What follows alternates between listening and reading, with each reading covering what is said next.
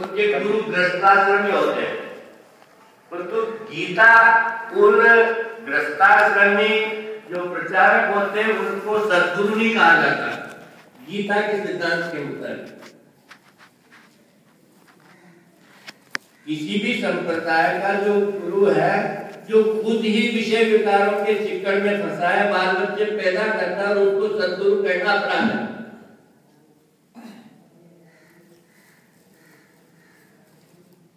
गलत तो नहीं बोल रहा।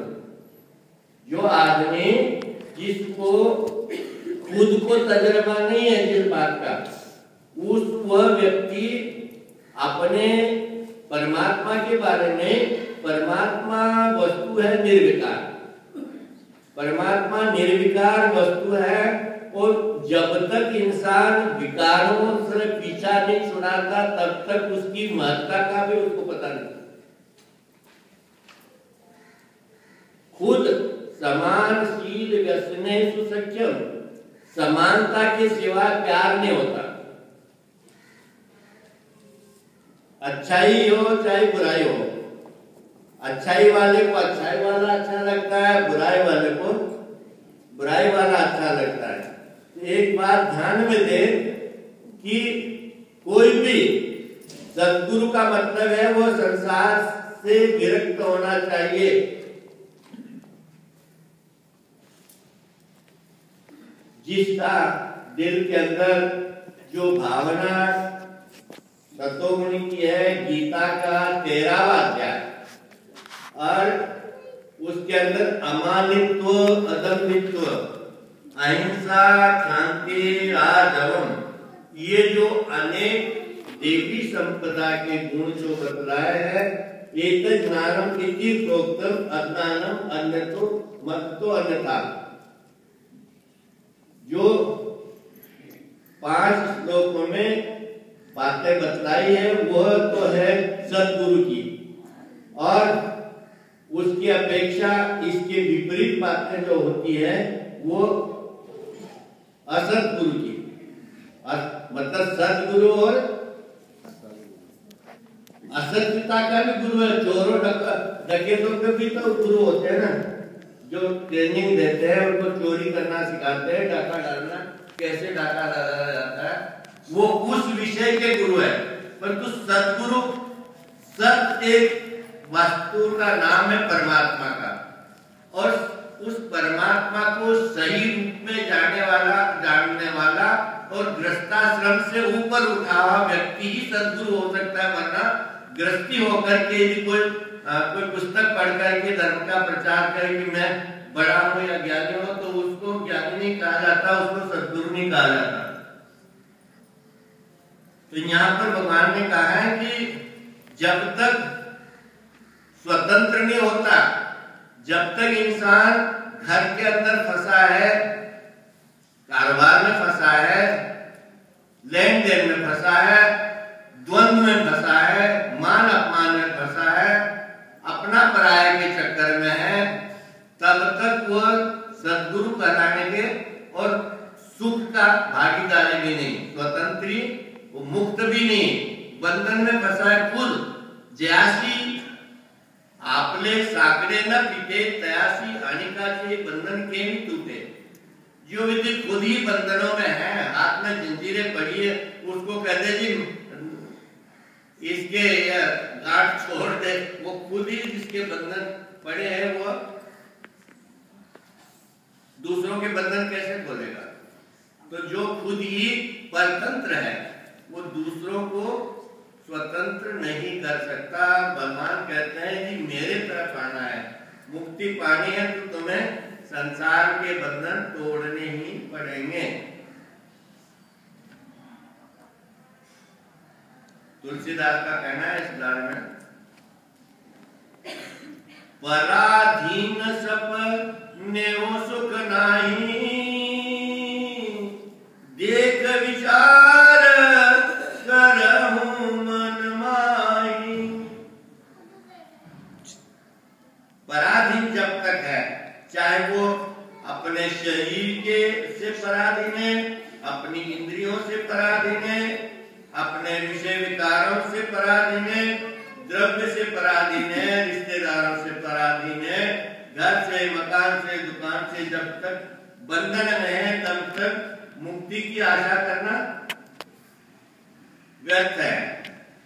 तो भगवान कहते हैं देखो इस परमात्मी जब से दुनिया परमात्मा ने रची है तब से इसी उद्देश्य को लेकर के भगवान ने दुनिया बनाई कि इन सब जीवों को मुक्ति धाम में ले जाए। अब इसके अंदर हमारे शास्त्रों में, ब्रह्म विद्या शास्त्र में बताया जाता है कि ऐसे अनंत उद्धरीले, अनंत जब से दुनिया बनी है, संहार और रचना होता आया, ऐसे अनंत उद्धरीले, अनंत उद्धरी जेतु असी जेती, अनंत अस्तुची असे, अनंतों का तो उद्धार हो चुका, अनंतों का हो रहा है और अनंत अभी पैर में पड़े और हम खाली गीता भवन में आने से भी आलस करते हैं। गीता भवन में कार्यक्रम 5 दिन का रखा, लोग दुनिया कहते नहीं जी हमने कहा है जी इतने दिन हो गए, ज्यादा दिन कार्यक्रम हम रोक देते हैं क्योंकि सुन करके बंदा तंग आ जाता है ना, कान गोरे हो जाते हैं। तो उस वक्त तो सबने उनके हाथ उठाए थे पिछले साल, नहीं कार्यक्रम नहीं बंद करना चाहिए। अब देखो ध्यान दो, यदि कार्यक्रम करना है, तुम्हारे घरों में कार्यक्रम होते हैं छोटे मोटे, 150 आदमियों को बुलाते और एक दिन के वास्ते बुलाते हैं तो खर्चा करते हैं, बढ़िया से बढ़िया होटल हो गए, नाम हो गए ना, ये हमके साहब ने बच्ची की शादी की थी तो कितना प्रबंध किया, लाखों रुपए खर्च कर डाले। अब इस कार्यक्रम के वास्ते कितने लोगों को चिंता होती है वो तो वो भगवान ही जानता है। कर्म से सेवा करना भी बड़ा मुश्किल होता है।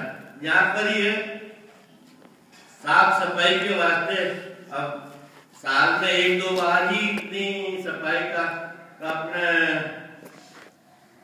अलका देवी और रीना और जैसे तैसे या वीना 3-4 दिन तक लगे रहे, साफ सफाई धोना करना वगैरह वगैरह। 3 छोड़ करके चौथे आदमी ने कम से कम पूछ लेते जी साड़ी सेवा की कोई लोड़ है, कोई पूछ लेता तो आत्मा ठंडी हो जाती कि चलो इनको सुनने की समझने की। गीता कहती है कि इस ज्ञान को तुम प्राप्त करना चाहते हो उसके वास्ते श्रद्धा का होना भी जरूरी है। क्यों? श्रद्धावान लभते ज्ञानम तत्परः सहितेन्द्रिय, तत्परता चाहिए और सेवा नहीं ज्ञाने सदृशम पवित्र में विद्यते तत्स्वयं योग संसिद्ध काले आत्मनि विन्दति। और भगवान कहते हैं कि उपदेक्षति ते ज्ञानम, इस ज्ञान को प्राप्त करने के वास्ते श्रद्धा चाहिए, सेवा चाहिए, तत्परता चाहिए।